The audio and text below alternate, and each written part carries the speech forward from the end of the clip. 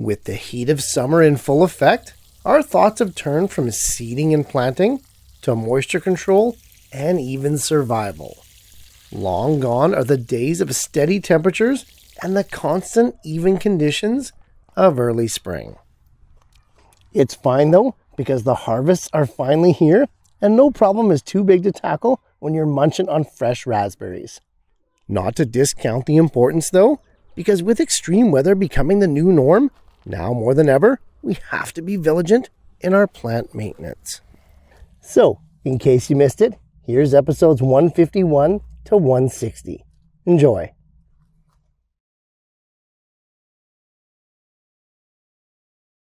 Potatoes, an epic food crop staple that is as adaptable as it is delicious. Although a fairly low maintenance plant, it has a singular growing practice unlike any other. That's right, hilling. And even though these guys will probably grow just fine without it, proper hilling is what's going to propel your potatoes to their max potential. Hi, I'm Jeff from the Ripe Tomato Farms. Welcome to another episode of the Garden Quickie, the show where in 2 minutes or less, we always strive for max potential. And today's episode is all about potatoes. More specifically, hilling them. What is it? Why do we do it? And of course, how do we do it? Time short as it always is, so let's dive in.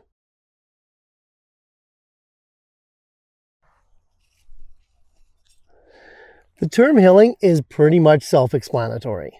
It simply involves heaping or hilling soil up against the main stem of the potato plant in an increasing fashion. Great, easy to do, but why bother when it's just as easy not to do it? Well, we do it because potatoes benefit from hilling directly just because of the way they grow. The potatoes themselves, the only part of the plant that we actually eat, are tubers that grow along underground stems just below the soil surface. Increase the amount of underground stems, and you increase the amount of potatoes grown. The other benefit of hilling is that it actually directly protects the potatoes. Heat, fluctuating temperatures, drought, all of that. But most of all, it protects the potatoes from direct sunlight. Exposed to the sun, potatoes turn green and somewhat poisonous as they're stimulated to produce a chemical known as solanine. Hilling up that soil not only allows you to produce more potatoes, but it also protects the ones that you're already growing. The actual hilling is quite easy, but it must be done before any flowering takes place to be of any benefit. I first hill my young potatoes when they're just under a foot tall. I do it again 2 times after that in 2-week intervals. So, in total, 3 hillings. Simply add and mound soil around the base of the young potato plants, leaving the top 1 or 2 leaf nodes exposed. For me, I just hill my potatoes with the same soil of the surrounding area. But you can use a nice potting mix, straw, or even other mulches. Hilling. Grow more and grow better. The only thing easier than that is checking out the next episode of the Garden Quickie.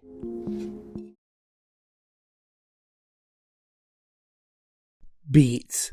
That delicious superfood with edible tops that complements those delicious bottoms. But as tasty as those greens are, it's the bulbous taproot that we're really after. I'd say one of the easier root crops to grow. Beets don't need much extra from us. However, there is one parameter that they simply won't budge on. Hi, I'm Jeff from the Ripe Tomato Farms. Welcome to another episode of the Garden Quickie, the show where in 2 minutes or less, we won't budge unless we have to. And today's episode is all about beets. More specifically, thinning them. Why, when, and how. We'll cover it all. But time short as it always is, so let's dive in. For many of the direct seeded crops, you can sow at specific intervals, have them sprout up, and never have to thin them at all. With beets though, this is especially tough to pull off due to the nature of its seeds. You see, beet seeds are actually a cluster of seeds, So when they first sprout up, they're instantly overcrowded, no matter how diligently or sparsely you planted them. So with these guys, we plant them with the intent to thin them later. No big deal. Most crops that are direct seeded and then thinned after the fact can simply be pulled out when they're very young, like these carrots here.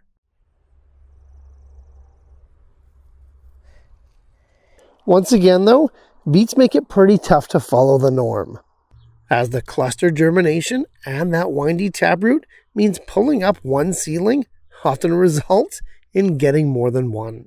No problem though, cutting them is just as effective.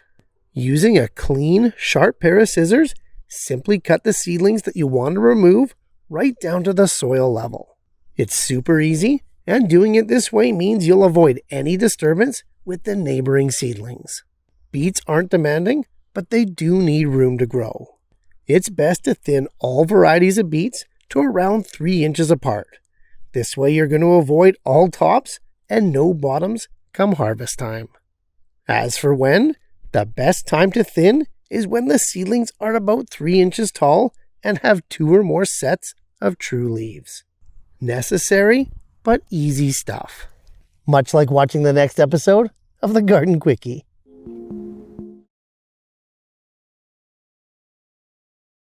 For as impressive as they grow and as tasty as they taste, there's one thing about tomatoes that simply sucks. And that's its suckers. Amazingly misunderstood shoots that simultaneously provide your tomato plants with epic harvests while also draining it of valuable energy. Hi, I'm Jeff from the Ripe Tomato Farms. Welcome to another episode of the Garden Quickie, the show where in 2 minutes or less, we try not to suck at all. And today's episode is all about tomato suckers. What are they? Where do you find them? And what should we do with them? Time short as it always is, so let's dive in. There's no doubt that tomatoes are a vigorous crop. They grow fast, seemingly from every part of the plant. And while adventitious roots get all the attention, tomatoes also send out a curious little shoot that's kinda adventitious on its own. And that would be the sucker. If you've never heard of them before, or you're kinda confused as to what they actually are, tomato suckers start out as small little shoots that spring up from the axil of the tomato plant. Now, that axil is the point on the main stem where it meets a branch. And tomato suckers pop out of nearly every single one. Amazing stuff, yes, but left to grow, suckers actually become new plants themselves with branches, shoots, leaves, and even fruit. Really? The only thing that tomato suckers don't have are roots. And that's because they get all their water and nutrients from the stem they're attached to. They draw or suck energy away from the plant itself, hence their name. So while they don't directly damage or even harm the mother plants, suckers are a drain on its resources. And it's this constant drain that'll decrease your tomato fruit size as well as overall yield. So they gotta go. Pinch off any suckers as soon as you see them. The younger the better, because they pop off super easy without damaging the big plant. Get rid of these mini competitors so that you can enjoy a more epic tomato harvest. Another thing that'll help you enjoy an epic harvest? Watching the next episode of the Garden Quickie. The wait has been excruciatingly long. The temptation is sky high. More than anything, we want so bad to pull these guys up. Let me tell you though, you gotta wait. Hi, I'm Jeff from the Ripe Tomato Farms. Welcome back to another episode of the Garden Quickie, the show where in 2 minutes or less, we'll never make you wait. And today's episode is all about harvesting garlic. Or, more accurately, why we don't harvest our garlic too early, even if we really, really want to. Hey, time short as it always is, so let's get into it. Nearly 9 months ago, we planted these bad boys with the hopes of once again being garlic self-sufficient. They are looking great and once again right on schedule, but still not ready to harvest. With so many growing, it's super tempting to just pull one or two up. Especially since I'm down to my final bulbs from last year's harvest. Even these accelerated container ones, while clearly not ready yet, it's so tempting to just pull a couple up. Yes, this hardneck garlic has been in the ground since October 1st of last year. That's 256 days ago to the minute. Surely it won't hurt to harvest a couple bulbs, right? Why then can't we just pull a few up? Well, I guess that's why. You see, contrary to what most people think, garlic doesn't gradually produce its bulb over its insanely long lifespan.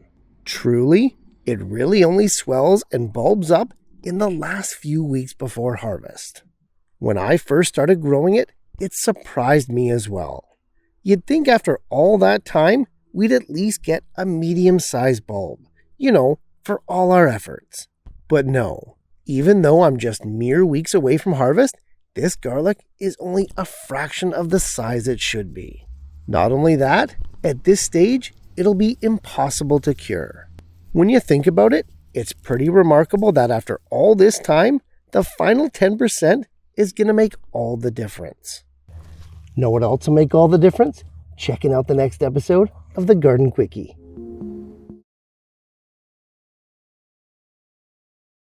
If there's one crop in our garden that's aiming for the title of most monstrous grower, it would have to be zucchinis.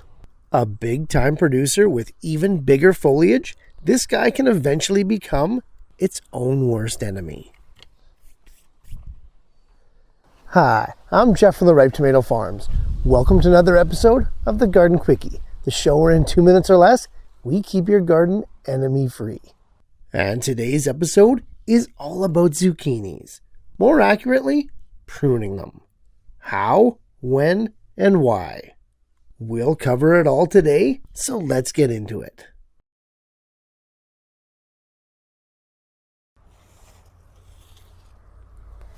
Although they are monster producers like we said, zucchinis can use our help sometimes to become even better. Pruning them is one of the ways in which we can help and comes with 3 main benefits. First, removing the extra and unnecessary leaves allows the plants to send more energy to its fruit. Second, zucchini plants take up a large amount of space, both from other crops around it and from itself. Only the leaves growing above the fruit actually give any energy back, so removing those lower ones is key to keeping the plants in check. And finally, fungal outbreaks and diseases such as powdery mildew only seem to arise when there isn't enough airflow, and those leaves grow on top of one another and get stuck to each other. Keep the foliage pruned, and your zucchini plants will last much, much longer. One bonus benefit of pruning is that it allows pollinators to actually see the flowers. Having too many overlapping leaves is going to block out those giant blooms, resulting in poor pollination. And with zucchinis, pollination is everything. Pruning solves all that, leaving you with healthier, stronger zucchini plants as a result. Great, so how do we do it? Well, pruning is super easy. First, start by locating the lowest current fruit on the plant. Next, with a clean pair of scissors, simply cut down all the leaves below that point, right down to the main stem. Now, when I cut those leaves off, I'm the type of guy that likes to leave a little nub on. I just don't want to damage the main part of the plant. After all those lower leaves are removed, go through the plant and cut off any that are browning or yellowing. This foliage will not come back to greatness, so we might as well get rid of it now. Going forward, keep an eye on the plants and always remember to harvest your zucchini fruit early. Diligently remove any infected or poor performing leaves as you see them, and you'll have the best zucchini plants on the block. Oh, and don't forget to check out the next episode of the Garden Quickie. Despite hundreds and hundreds of varieties grown worldwide, all of your favorite tomatoes fall into two main categories or growth types. It's pretty easy to tell the extreme ones apart, but it's always a good idea to know which ones you have. Hi, I'm Jeff from the Ripe Tomato Farms. Welcome back to another episode of the Garden Quickie, the show where in 2 minutes or less, we're always about good ideas. And today's episode is all about tomatoes. More specifically, the determinate versus indeterminate types. What's the difference? Hey, time short as it always is, so let's dive in.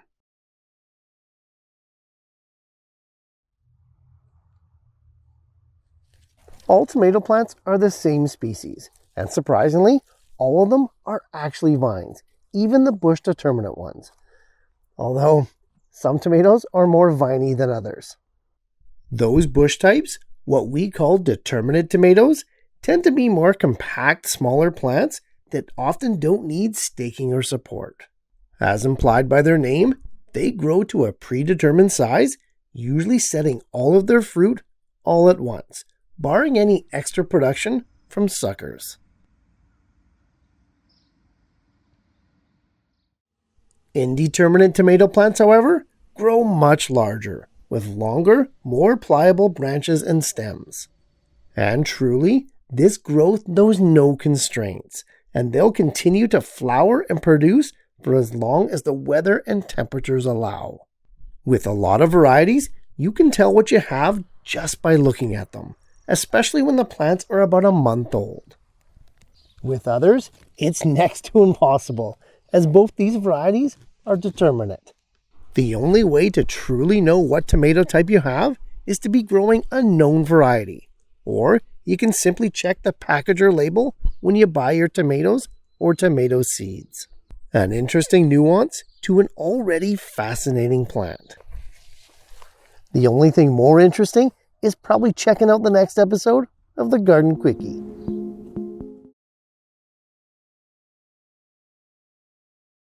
The relationship gardeners have with watering their plants is both an intimate as well as a necessary one. No question, all plants need water to live. And the act itself allows us to check in on our crops periodically to see how they're doing. But there's one time of the day that's widely considered to be the best time to water. Hi, I'm Jeff from the Ripe Tomato Farms. Welcome to another episode of the Garden Quickie, the show where in 2 minutes or less, it's also widely considered to be the best part of your day. And today's episode is all about watering. More specifically, when should we water our plants for the best results? Hey, time's ticking, so let's dive in.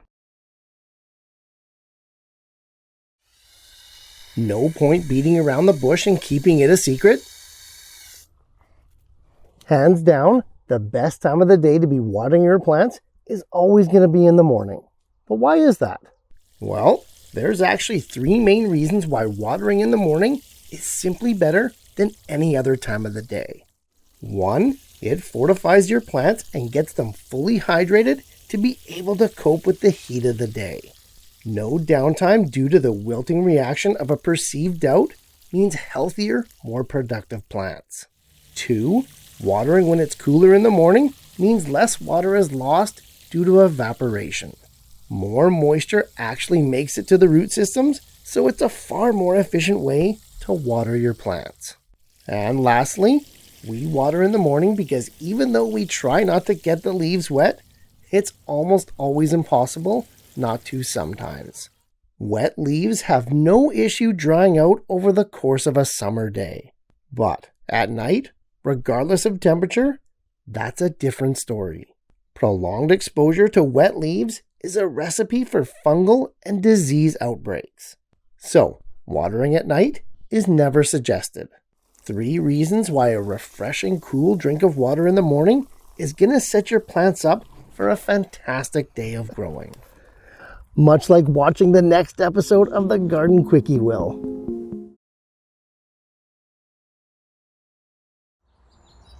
Finally, it's summertime, and the garden is in full bloom. Full of color, full of life, what more could we want? How about not flowering instead? Hi, I'm Jeff from the Ripe Tomato Farms. Welcome back to another episode of the Garden Quickie, the show where in 2 minutes or less, yes, we still like flowers. And today's episode is all about them. More specifically though, why flowering is not always a good thing. Hey, time's short as you know it is, so let's dive in. Make no mistake, flowers are the most stunning parts of our garden. Colors that dazzle the eyes, smells that penetrate the air. What's not to like? On top of that, without flowers for a ton of our crops, there is no harvest. There'd be no tomatoes, no peppers, no zucchinis, certainly no cucumbers, and definitely no strawberries. Okay, so what gives then? What's the problem? Well, for more than just a few crops, the onset of flowers spells the end of their life cycle. And for plants where we don't harvest the products of pollination, that can be a bad thing. Unwanted flowering, also known as bolting, means no more lettuce, no more carrots formed, no spinach, and the end of these radishes. In extreme cases, flowering will prevent a harvest from ever happening at all. But it can also affect those plants where we just harvest the leaves. Once those crops turn their attention to flowering, the leaves turn bitter and inedible. You'll see this in lettuce and a lot of the lush herbs. So yes, flowers are completely necessary for the fruiting harvest that we enjoy so much. But they can really be a pain for leafy plants and root crops where blooming just isn't necessary. Know what is necessary though? Checking out the next episode of the Garden Quickie.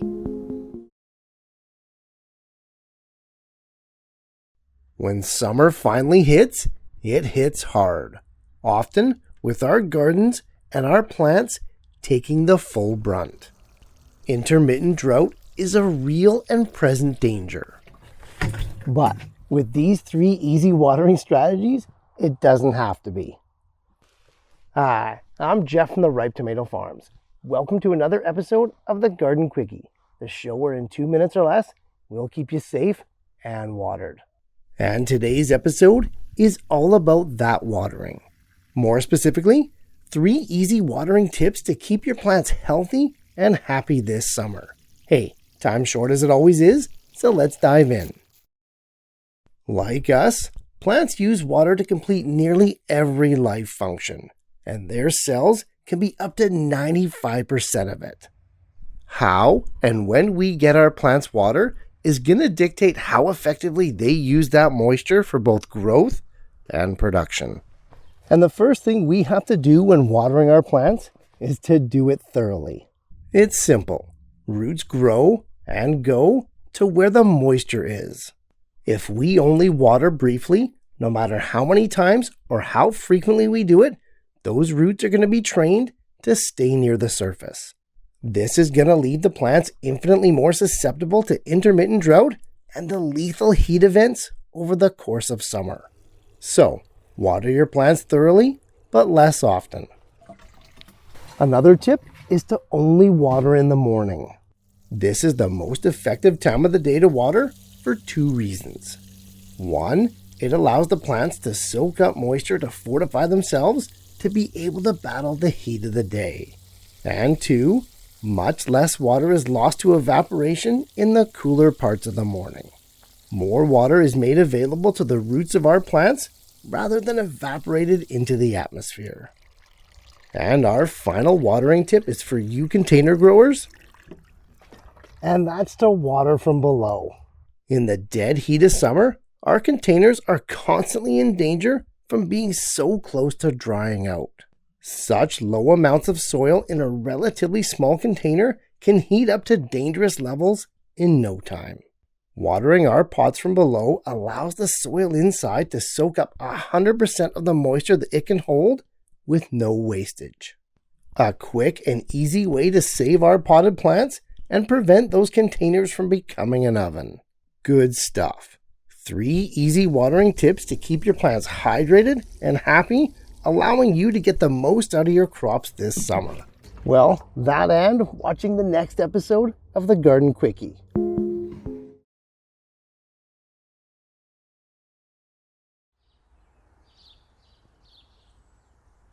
While they come in a million different varieties and every shade of red and green that you can imagine, for me, one stands far above the rest. Hi, I'm Jeff from the Ripe Tomato Farms. Welcome back to another episode of the Garden Quickie, the show where in 2 minutes or less, hopefully, we also stand above the rest. And today's episode is all about that lettuce. More specifically, why moving forward, I'm only going to be growing this one variety. Hey, time's short to tell you why, so let's dive in. In all the while that I've been growing lettuce, about 20 years or so, I've probably cultivated anywhere from 35 to 40 different varieties. All 4 of the major growth types: buttercrunch, iceberg, loose leaf, and romaine. Loose leaf and romaine dominate my garden these days, and it's about to get narrowed down even further. Paris Island Cause Romaine is my new favorite, and really, it's for 3 reasons. The first is this guy seems really resistant to pests. I almost never see slugs, leaf miners, or really anything munching down on the leaves. In my mind, with no pests to compete with, more picture-perfect leaves can be harvested for me. Second, and this is one that I've noticed in the last 4 years or so as we've dealt with new record heat every summer, is that this guy is so heat and drought tolerant. Within reason, of course. But for a crisp, crunchy lettuce, this upright romaine is as resilient as they come. And finally, the third reason why I'm switching exclusively to Paris Island Cause Romaine is that it doesn't do this. You see, most lettuce will suddenly flower, known as bolting, when the weather gets too hot, too dry, or even when the plants get too old. Specimens growing in the exact same conditions right next to some red and green leaf lettuce show 0 signs of bolting even though they're twice as old. All other varieties in this bed started to flower after about a month. You see, once the plant blooms, that's it. Those leaves become bitter and inedible. So, unlike with my romaine here, you can kiss the cut and come again method of harvesting for those loose leaf varieties goodbye. And there you have it. 3 reasons why I'm making the switch to my new favorite lettuce. Hey, drop a comment down below on what some of your favorite lettuce varieties are. And while you're at it, check out the next episode of the Garden Quickie. Thanks for watching, guys. And hey, if Garden Quickies are your thing, make sure to subscribe and click on this playlist here as we explore and solve more growing issues in 2 minutes or less.